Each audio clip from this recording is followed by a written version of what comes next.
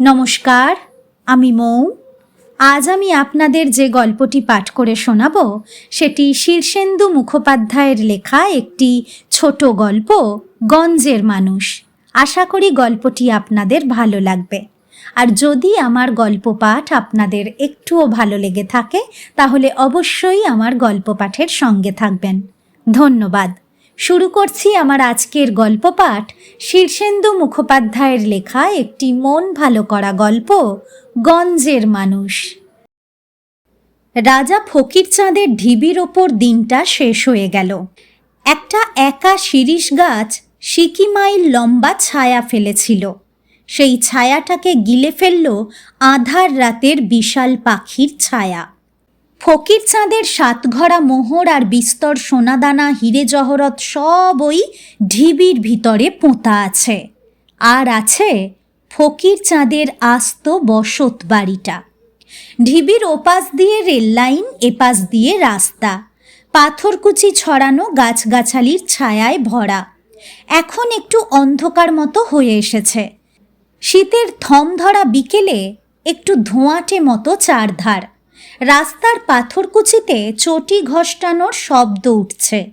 রবারের হাওয়াই চটি এ পর্যন্ত 7 বার ছিঁড়েছে, তবু ফেলে দেয়নি নদিয়া কুমার।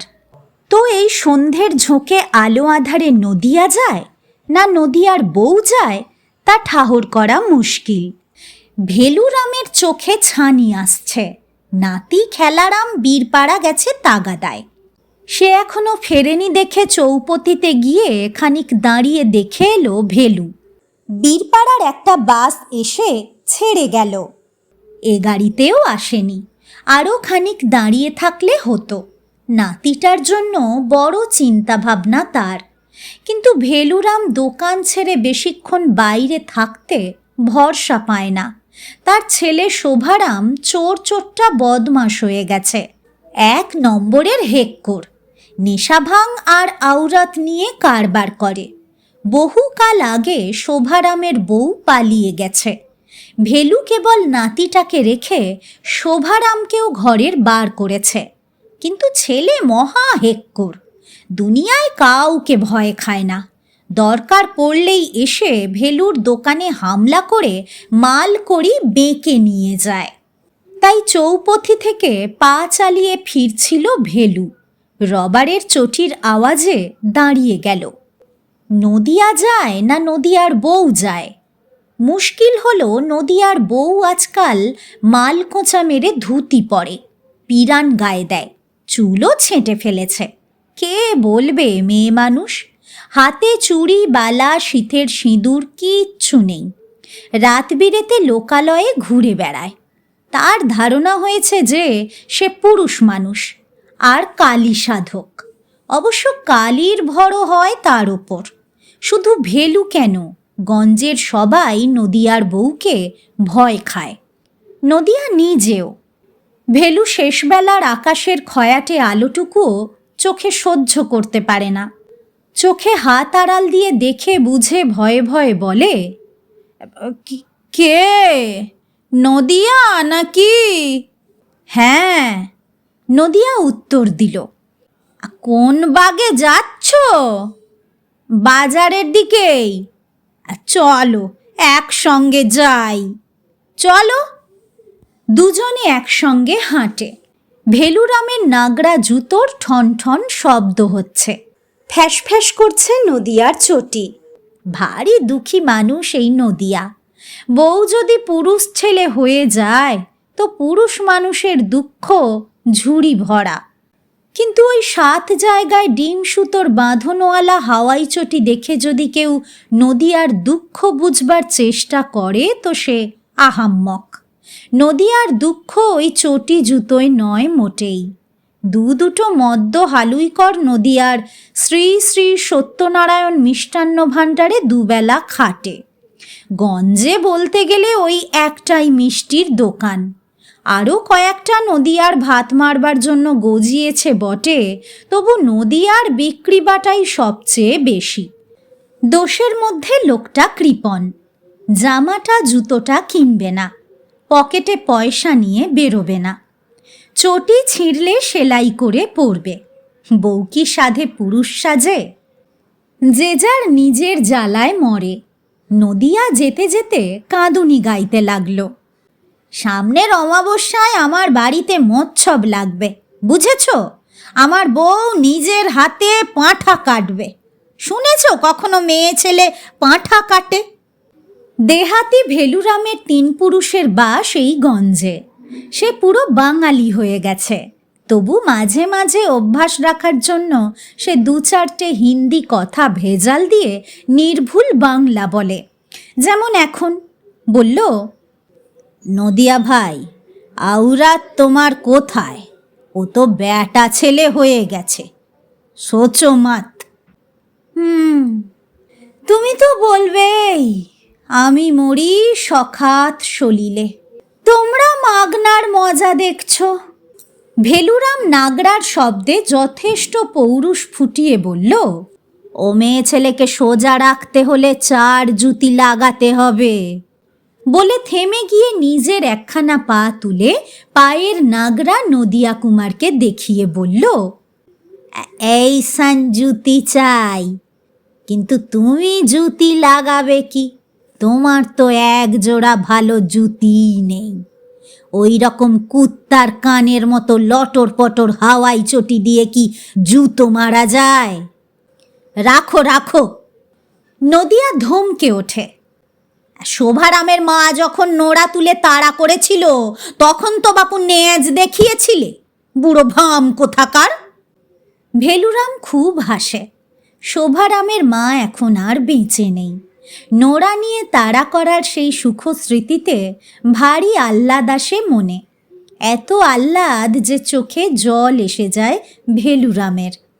আনাচে কানাচে শোভারাম কুকুর বেড়ালের মতো ঘুরঘুর করে। এমন অবস্থা ছিল না যখন মা গন্ধেশ্বরী জীবিত ছিল। তখনও বাপটা খড়মটা হুকোটা দিয়ে পেটা তো বটে, কিন্তু তবু সংসারের বার করতে সাহস পেত না। মা গন্ধেশ্বরীকে ভূত প্রেত পর্যন্ত ভয় পেত। কাবুলিওয়ালা কি দারোগা পুলিশকেও গ্রাহ্য করত না গন্ধেশ্বরী। ভেলুরাম তো সেই তুলনায় ছাড় পোকা। সেই গন্ধেশ্বরী ছিল শোভারামের সহায়। তখন শোভারামের মনখানা সবসময় এই গান গাইত, লুট পড়েছে, লুটের বাহার লুটে নেড়ে তোরা।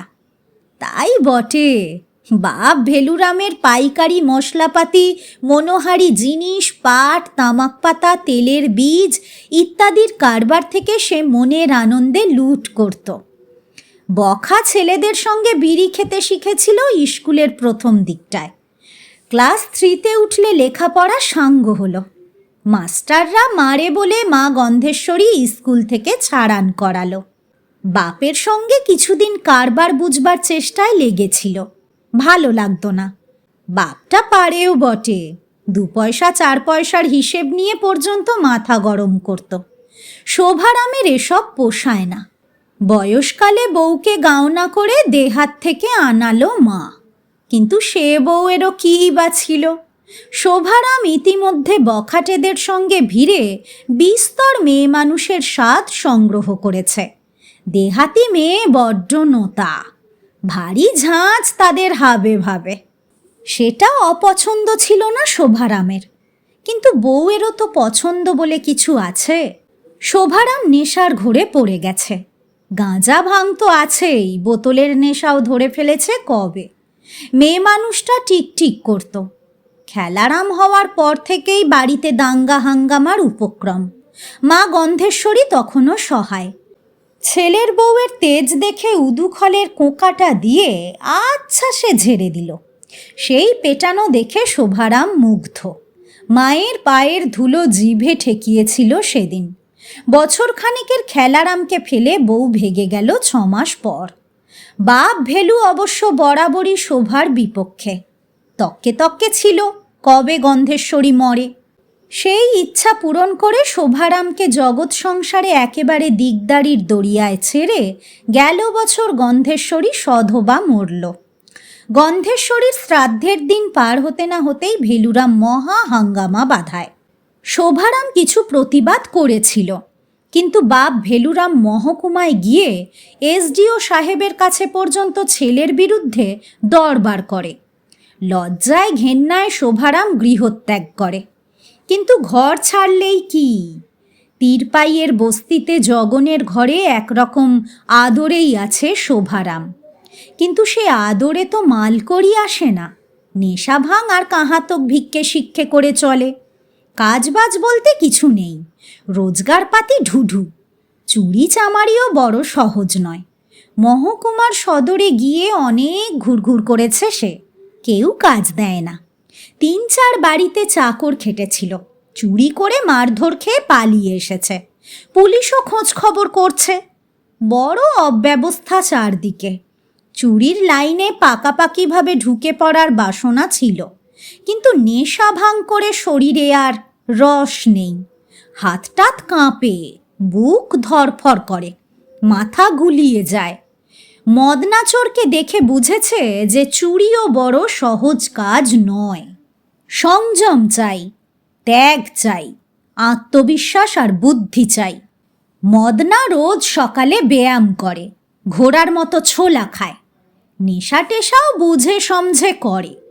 তাছাড়া সে নানান মন্ত্র জানে, ভূত প্রেত তাড়ানোর মন্ত্র, কুকুরের মুখবন্ধন, ঘুম পাড়ানি মন্ত্র।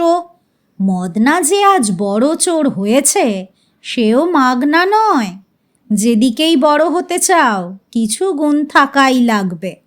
শোভারামের কিছুই নেই, তাই শেষ পর্যন্ত ফের ভেলুরামের গদিতেই তাকে মাঝে মাঝে চড়াও হতে হয়। কাকুতি মিনতিতে আজকাল কাজ হয় না, চোখ রাঙালেও না। ভেলুরাম তার ধাত বুঝে গেছে। খেলারাম বাপকে দূর দূর করে, একটা বিলিতি কুত্তা রেখেছে, সেইটিকে লেলিয়ে দেয়। তবু 2-5 টাকা ওই বাপ কি ছেলেই ছুঁড়ে দেয় শোভারামকে আজও। সেই অপমানের পয়সা কুড়িয়ে নিয়ে আসে শোভারাম। চোখে জল আসে, তারই বাপ তারই ছেলে, পয়সা ও হক্কের তবু ভিক্ষে করে আনতে হয়। আজও গদির চারধারে ঘুরঘুর করে বাতাস শুকছিল শোভারাম। মশলাপাতির একটা ঝাঁঝালো গন্ধ এখানে। বাজারের পিছন সারির দোকান আর গুদামের জায়গাটা খুব নির্জন। খেলারামের কুকুরটা কাঠের দোতলার বারান্দা থেকে তাকে দেখতে পেয়ে চেঁচাচ্ছে। শোভারাম মুখ তুলে কুকুরটাকে দেখল। ভীষণ কুকুর। বলল, কুত্তার বাচ্চা কোথাকার। গদিতে খেলা বা ভেলু কেউ নেই, শুধু বুড়ো কর্মচারী বসে হিসেবের লাল খাতা খুলে শক্ত যোগ অঙ্ক কষছে। 2-4 জন খদ্দের মশা তাড়াচ্ছে, আর খেলারামের মাস্টার শ্রীপতি কর্মকার বসে আছে উদাসভাবে। শ্রীপতি মাস্টার লোকটি বড় ভালো, সারাদিন বসে কি যেন ভাবে। লোকে বলে গঞ্জে শ্রীপতির মতো এত লেখাপড়া জানা লোক আর নেই। কিন্তু লেখাপড়া শিখে যে জীবনে কিছু হয় না, ওই শ্রীপতি মাস্টার তার প্রমাণ। মাইনার স্কুলে সামান্য বেতনের মাস্টারি করে, আর গোমুখ ভেলুরামের নাতি গজমুখ শোভারামের ছেলে আকাট মুখ খেলারামকে রোজ সন্ধেবেলা 2 ঘন্টা পড়িয়ে মাস কাবারে বুঝি 50 টাকা পায়। আর ওই 2 ঘন্টায় ভেলুরাম গদিতে বসে না হোক 100খানেক টাকা নাফা রোজ ঘরে তুলছে। রাম রাম মাস্টারজি বলে শোভারাম গদির মধ্যে ঢুকে পড়ল। ভাবখানা এমন যে তারই গদি, রোজই সে এখানে যাতায়াত করে। কর্মচারীটা একবার মুখ গম্ভীর করে তাকালো। হাতের কাছেই ক্যাশ বাক্স, কিন্তু ওতে কিছু নেই। শোভা জানে, থাকলেও ক্যাশ বাক্স তালা দেওয়া। আসল মালকড়ি লম্বা গেজের মধ্যে ভেলুরামের কোমরে পেঁচানো থাকে। শ্রীপতি মাস্টার চিনতে পারল না, অন্যমনস্ক মানুষ। চুলগুলো সব উলোঝুলো, গায়ে ইস্তিরি ছাড়া জামা, ময়লা ধুতি। উদাস চোখে চেয়ে বলল, কন হ্যাঁ আপ? শ্রীপতি দারুণ হিন্দি বলে। প্রথম দিন খেলারামকে পড়াতে এসে সে বড় বিপদে ফেলেছিল ভেলুরামকে। খটাখট উর্দু মেশানো চোস্ত হিন্দিতে কথা বলে যাচ্ছে। ভেলু হাঁ করে চেয়ে আছে, কিছু বুঝতেই পারছে না। তিন পুরুষ বাংলাদেশে থেকে আর বাঙালির সঙ্গে কারবার করে করে হিন্দি মিন্দি ভুলে গেছে কবে।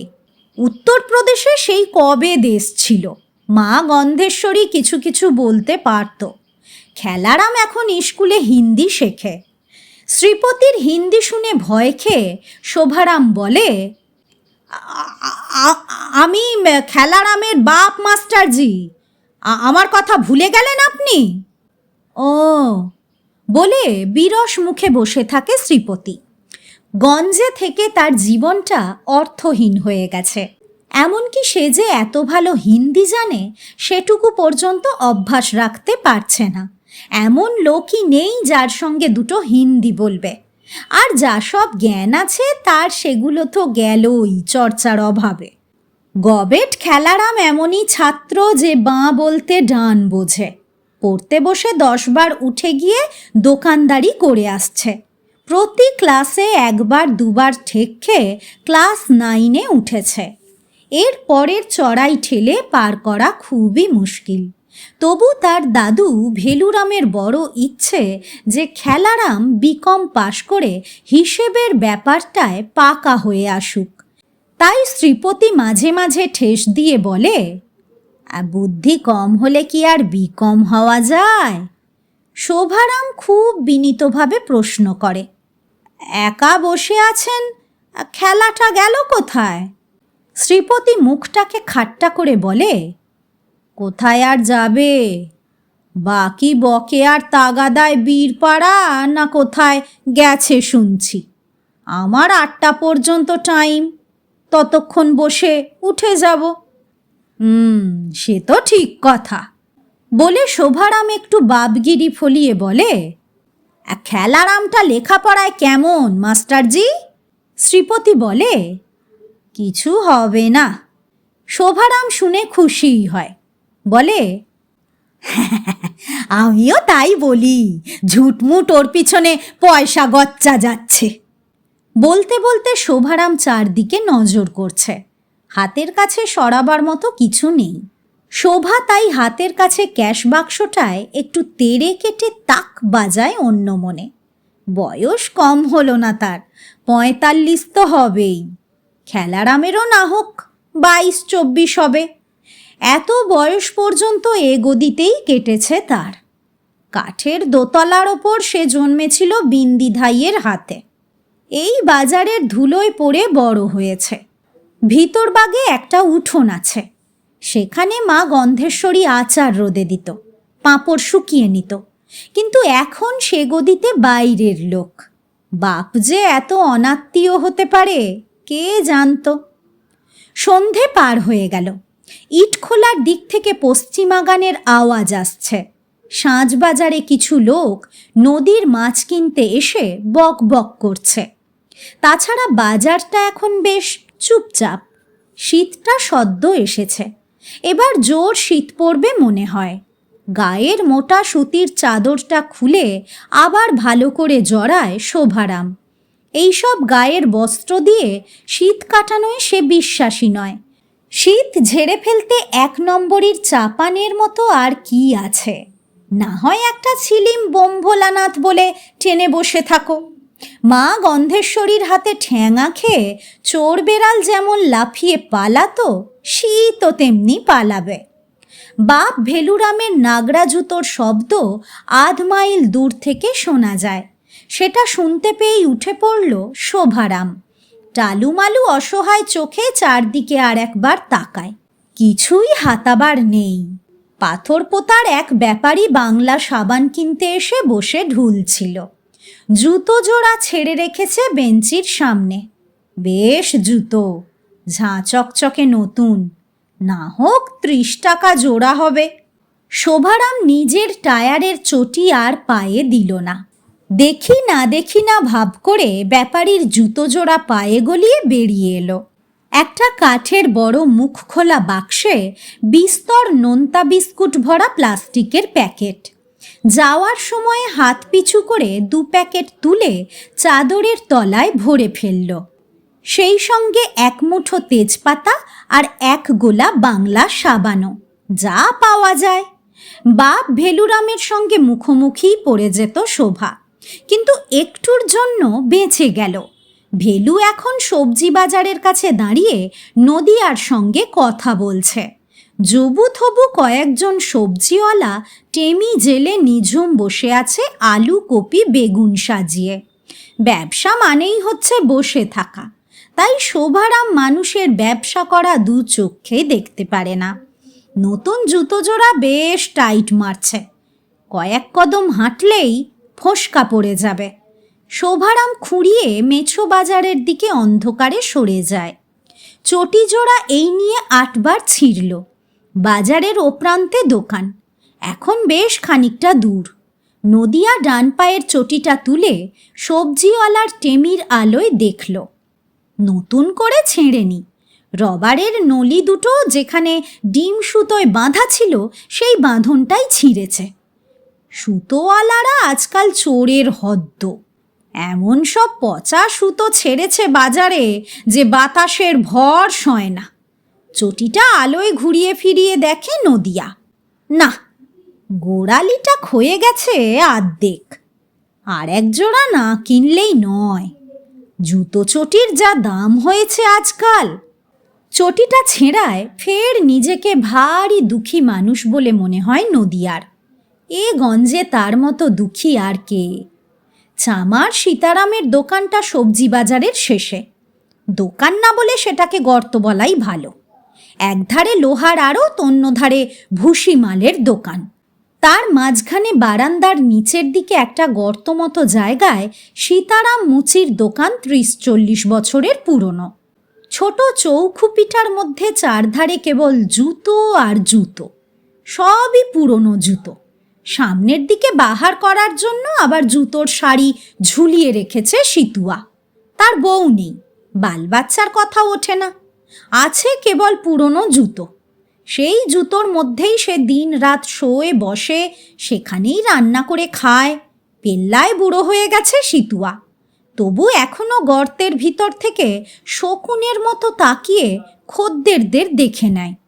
ছেঁড়া চটিটা নিয়ে দোকানের মধ্যে কুঁজো হয়ে মুখ বাড়াতে গিয়ে কপালে ঝুলন্ত কার নাকার পুরনো জুতোর একটা ধাক্কা খেল নদিয়া। এমন কপালে জুতোই মারতে হয়। ইচ্ছে করেই নদিয়া কপাল দিয়ে আর একবার ধাক্কা মারে ঝুলন্ত জুতোয়। সিতুয়া ছেনির মতো যন্ত্র দিয়ে চামড়া কাটছে। কাঠের একটা ক্ষয়া টুকরোয় খসখস করে 2-4 বার ঘষে নিচ্ছে ছেনিটা। মুখ তুলতেই নদিয়া বলে, দেখ বাবা, চটিটার একটা বন্দোবস্ত করতে পারিস কিনা। নদিয়া কুমার ভালো খদ্দের নয়, সীতারাম তা জানে। তাই গম্ভীরভাবে হাতের কাজ শেষ করে একবার খৈনির থুক ফেলে হাওয়াইটা হাতে নিয়ে ভ্রু কুঁচকে বলে, এ তো ভিখা মাঙাদের চটি, আপনি কোথায় পেলেন এটা? নদিয়া রেগে গিয়ে বলে, বড্ড বকিস বলেই চিরকাল এমন রয়ে গেলি সিতুয়া, দে দুটো সুতোর টান মেরে।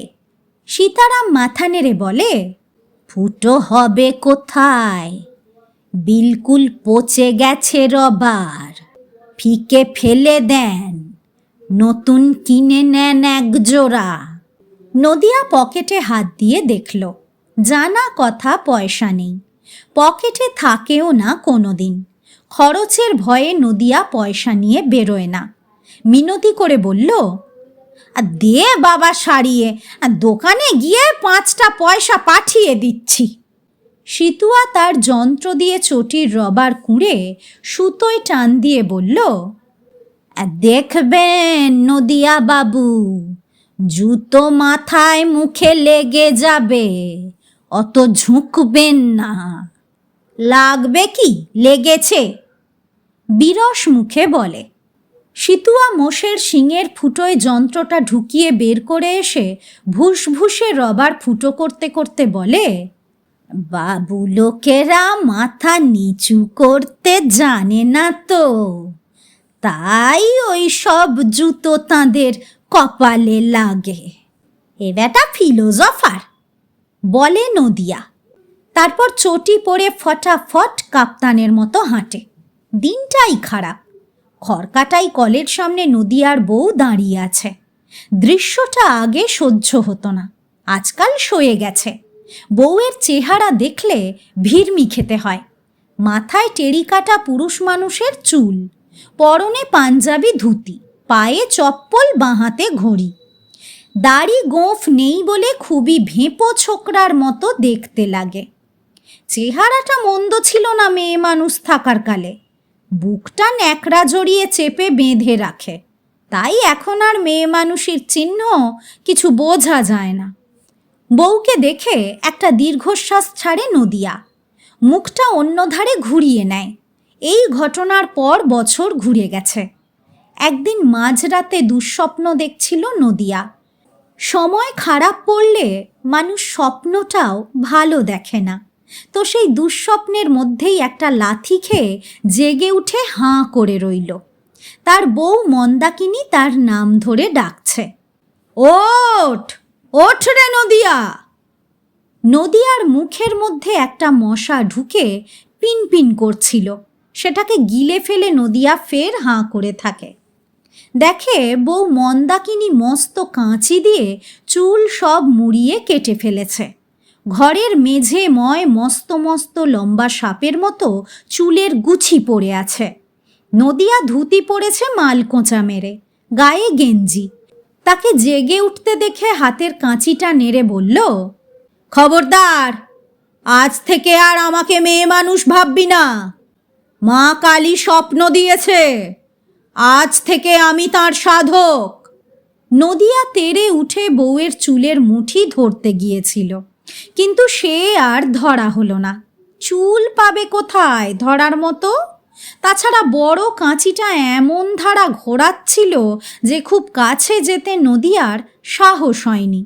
সেই থেকে তার বউ মন্দাকিনী পুরুষ মানুষ মেরে গেল। বাড়িতে থাকে, নদিয়ার পয়সাতেই খায় পড়ে, কিন্তু স্বামী স্ত্রীর সম্পর্ক কিছুমাত্র নেই। পড়শিরা ডাক্তার কবিরাজ করতে বলেছিল, সে অনেক খরচের ব্যাপার। তবু নদিয়া শশধর হোমিওপ্যাথকে দিয়ে চিকিৎসা করিয়েছে, কিন্তু ওষুধ খাবে কে? সেই বড় কাঁচিটা অস্ত্র হিসেবে সব সময় কাছে কাছে রাখে মন্দাকিনী। কাছে যেতে গেলেই সেইটে তুলে তাড়া করে।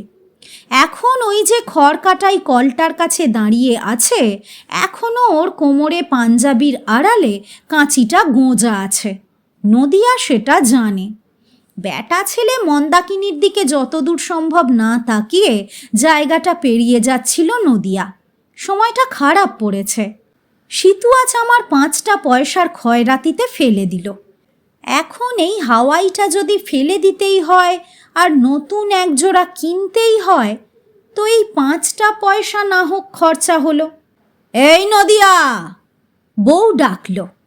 নদিয়া এক পলক তাকিয়ে চলে যাচ্ছিল, তবু মন্দাকিনী ফের হেঁকে বলল, শুনে যা বলছি, নইলে কুরুক্ষেত্র করব। মেয়ে মানুষের স্বভাব যাবে কোথায়? ঝগড়ার ভয় দেখাচ্ছে।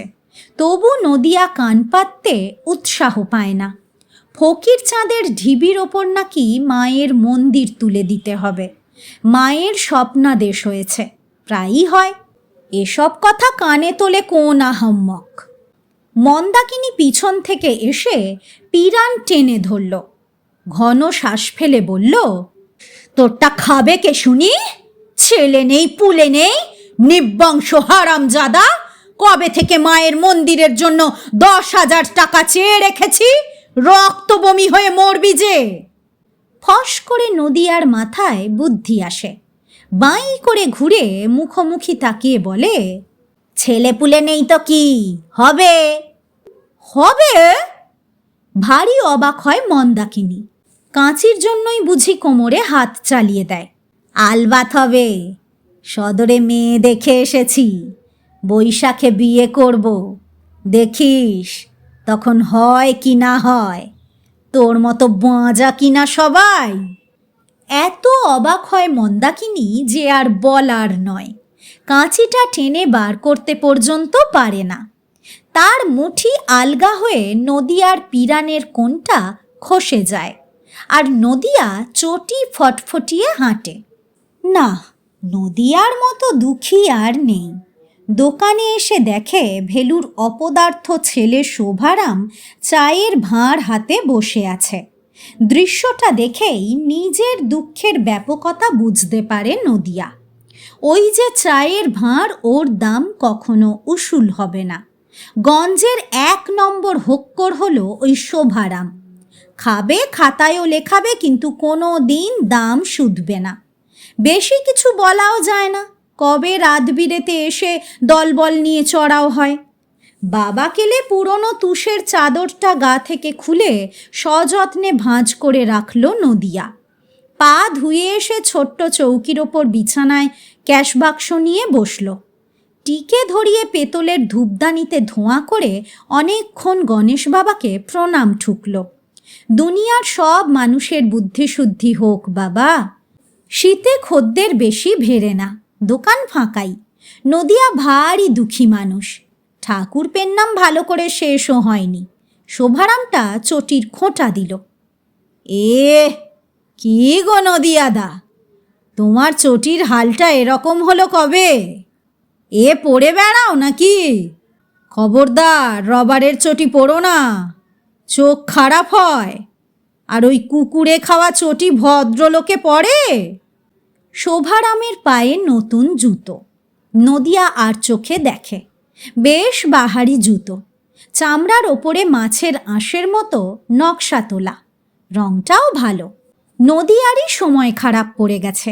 শ্বাস ফেলে বলে, নতুন কিনলি বুঝি জুতো জোড়া? শোভারাম বিস্তর রং ঢং দেখিয়ে বলে, ঠিক কেনা নয় বটে। শোভারাম ভেবেচিন্তেই বলে, কারণ সে নিজের পয়সায় জুতো কিনেছে এটা নদিয়া বিশ্বাস নাও করতে পারে।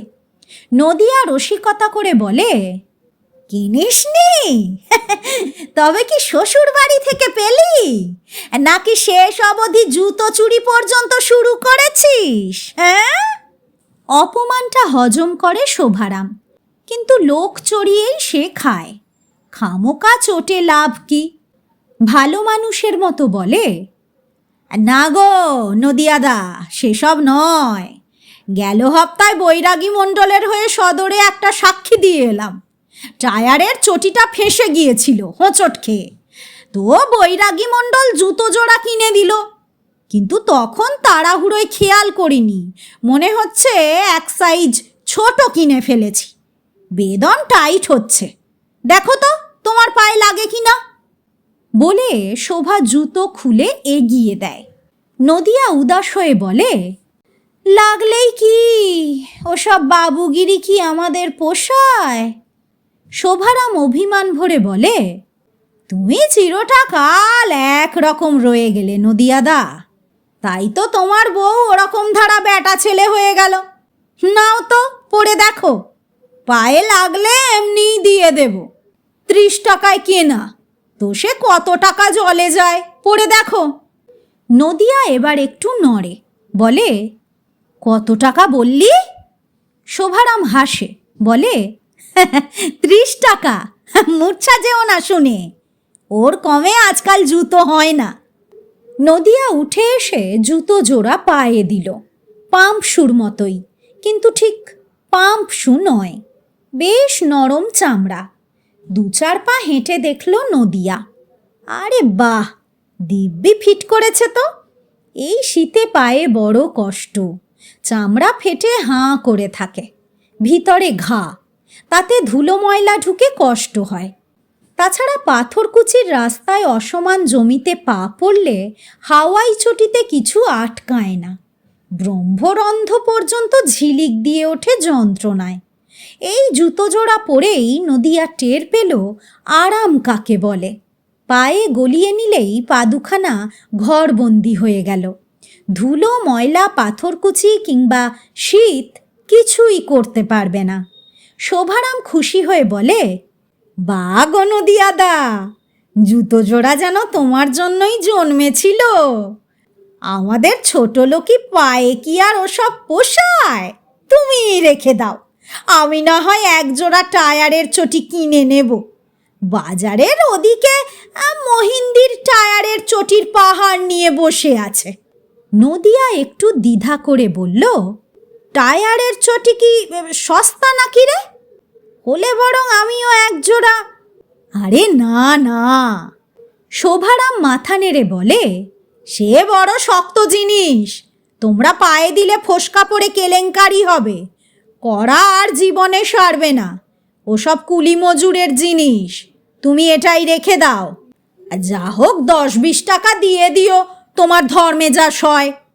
সঙ্গে সঙ্গে নদিয়া জুতো জোড়া খুলে ফেলে বলে, ও বাবা, বলিস কি সব বনেসে কথা? ডাকাত কোথাকার! 10-20 টাকা পায়ের পিছনে খরচ, হ্যাঁ? আমি 8 টাকার ধুতি পরি। শোভারাম অপলকে খানিকক্ষণ চেয়ে থাকে নদিয়ার দিকে, তারপর খুব ধীরে বলে, তোমার লাভের গুড় পিঁপড়ে খাবে নদিয়াদা। ফৌত হয়ে যাওয়ার আগে নিজের আত্মাটাকে একটু ঠান্ডা করো। খাও না, পড়ো না, ও কিরকম ধারা রুগী তুমি, হ্যাঁ? দুনিয়ার কত কি আরামের জিনিস চমকাচ্ছে, তুমি কেবল নিভে যাচ্ছ। নদিয়া না না করে, আবার জুতোটা তার বড় ভালো লেগে গেছে। ফের ছাড়া জুতো পায়ে পরে দেখে, বড় বাহার, আরামও কম কি। সেই কবে ছেলেবেলায় বাবা জুতো কিনে দিত, তখন পড়েছে। নিজে রোজগার করতে নেমে আর বাবুগিরি হয়নি। বলল, 10 টাকা যে বড্ড বেজায় দাম চাইছিস রে। 10 কি বলছু? 20 টাকা না হয় 15ই দিও, সেও মাগনাই হলো প্রায়। নেহাত জুতো জোড়া আমার ছোট হয় আর তোমারও ফিট করে গেল, নইলে এখনো বাজারে ঘুরলে 20-25 টাকায় বেচতে পারি। আর 12 টাকা দেব, ওই শেষ কথা, যা ও মাসে নিবি। হ্যাঁ হ্যাঁ করে হাসে শোভারাম, বলে, 12? হ্যাঁ, তার চেয়ে এমনি নাও না। ভেলুরামের বেটা অনেক টাকা দেখেছে, বুঝলে নদিয়াদা। সব শেষে 13 টাকায় রফা হলো। তাতে অবশ্য শোভারামের এক তিলক ক্ষতি নেই, যত তাড়াতাড়ি মাল পাচার করা যায়, নইলে বাংলা সাবান কিনতে আসা দোকানদারটা বাজারময় হাল্লা চিল্লা ফেলে দেবে। নগদ 13 টাকা নিয়ে শোভারাম অন্ধকারে সাত করে মিলিয়ে গেল। নদিয়া জুতো জোড়া লুকিয়ে ফেলল চৌকির পাশের ছায়ায়। বলা যায় না, শোভারাম শালা চোরাই মাল যদি গছিয়ে দিয়ে থাকে তো ফ্যাসাদ হতে পারে, থাক একটু লুকোনো। নদিয়ার পায়ে দেখলে কেউ আর পরে সন্দেহ করতে পারবে না। দোকানের কর্মচারীটা ওদিকে বসে আগুন পোহাচ্ছিল, সব শুনেছে কিনা কে জানে। নদিয়ার কোনো কাজই তো সহজ পথে হয় না, সবই যেন কেমন রাহুগ্রস্ত। তার মতো দুঃখী নদিয়া একটা দীর্ঘশ্বাস ছাড়ে, আর চোখে একবার জুতো জোড়া দেখে নেয়, মিটিমিটিয়ে হাসে। খুব দাও মারা গেছে, তবু 13টা টাকা, ভাবা যায় না। কর্মচারীটা আবার জুতো কেনার সাক্ষী থাকলো না তো। দুটো পেঁয়ো লোক এই সময় উত্তেজিতভাবে এসে দোকানে ঢুকলো। রাজভোগ সিঙ্গারা আর চায়ের অর্ডার দিয়ে খুব গরম স্বরে কথা বলতে লাগলো। দুজনের একজনের জুতো চুরি গেছে ভেলুরামের গদি থেকে, তাই নিয়েই আলোচনা। যার জুতো চুরি গেছে তার পায়ে শোভারামের নোংরা টায়ারের চটিটা। কান খাড়া করে শুনছিল নদিয়া, যা ভেবেছিল তাই। নদিয়ার মতো দুঃখী কমই আছে দুনিয়ায়। সে একটা শ্বাস ফেলে আর চোখে জুতো জোড়া দেখে নিল, আছে। শ্রীপতি 7:30টায় উঠতে যাচ্ছিল, এ সময় দেখে অন্ধকার কুঁড়ে গরিলাটা গদিতে উঠে আসছে। 22-23 বছরের আই জোয়ান চেহারা, যেমন মাথায় উঁচু তেমনি পেল্লায় শরীর।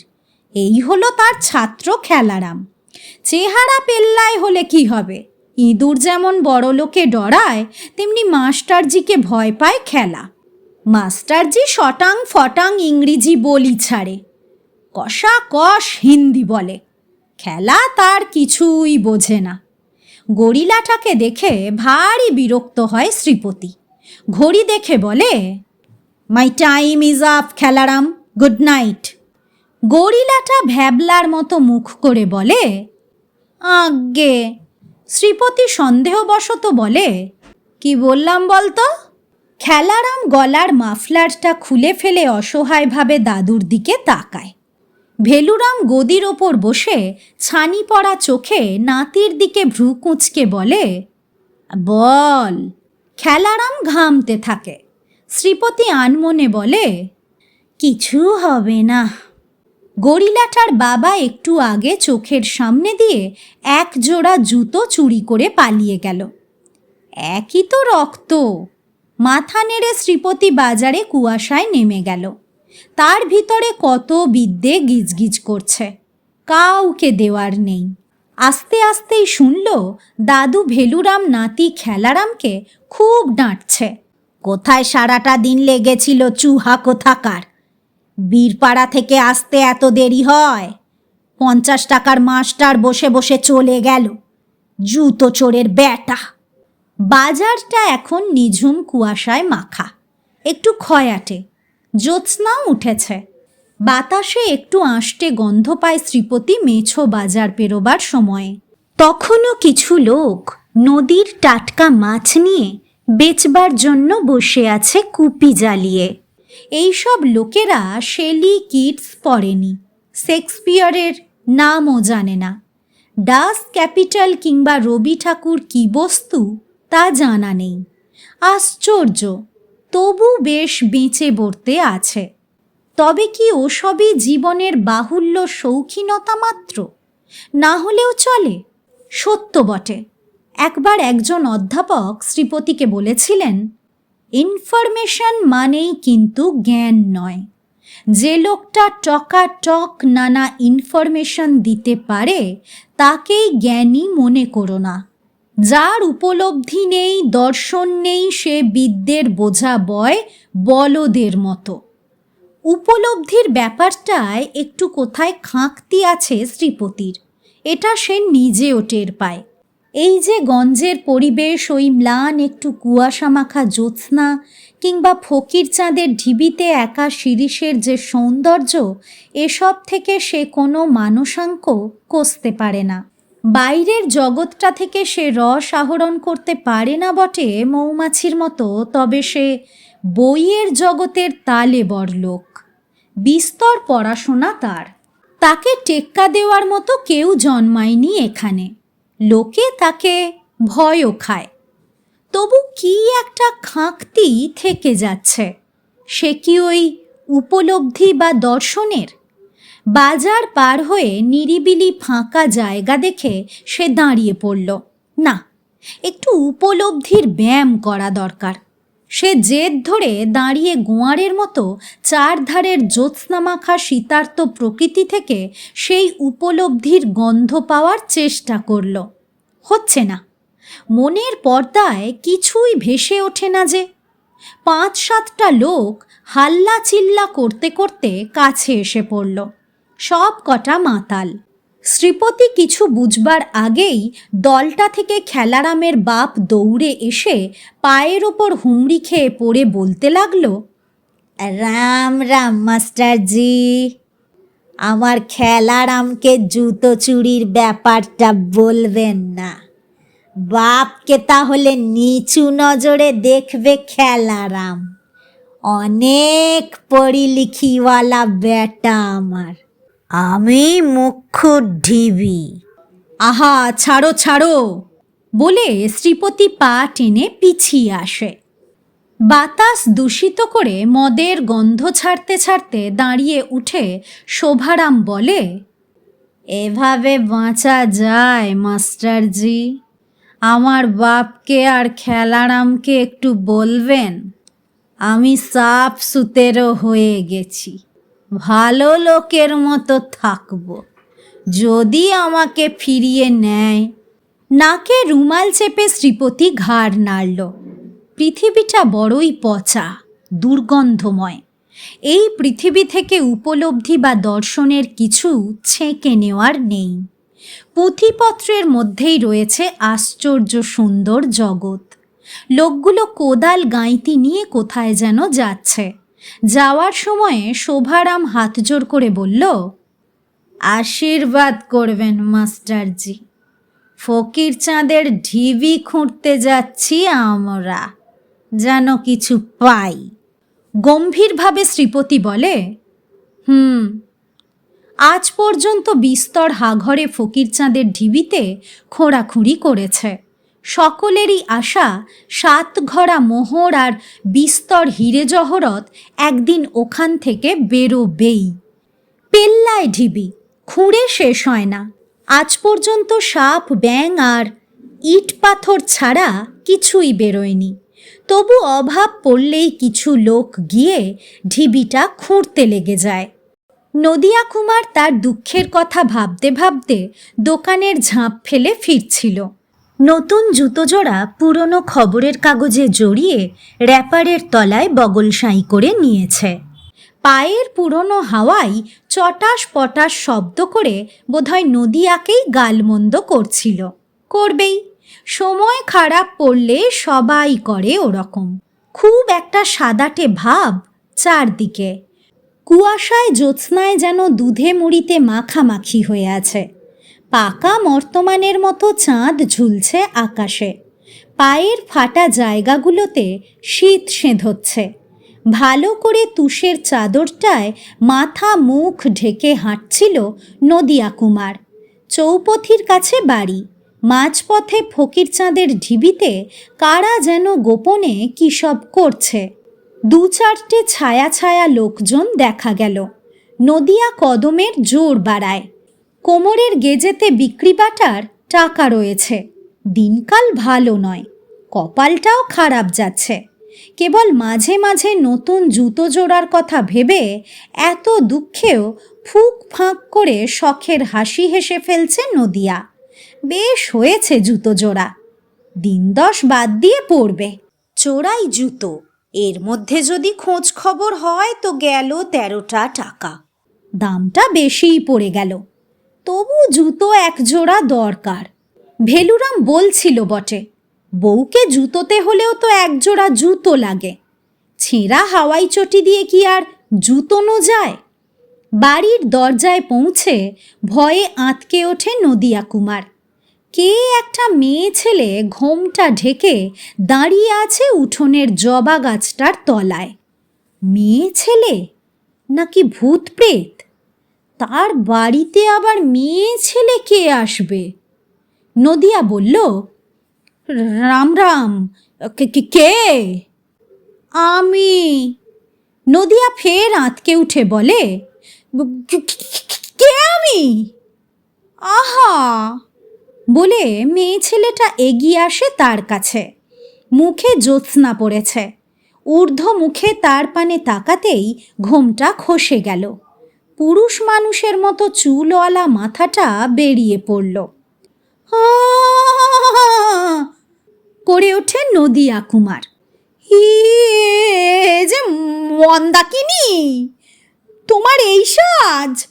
ভারী অবাক হয় নদিয়া। মন্দাকিনী জ্যোৎস্নায় চোখের বিদ্যুৎ খেলিয়ে বলে, কেন?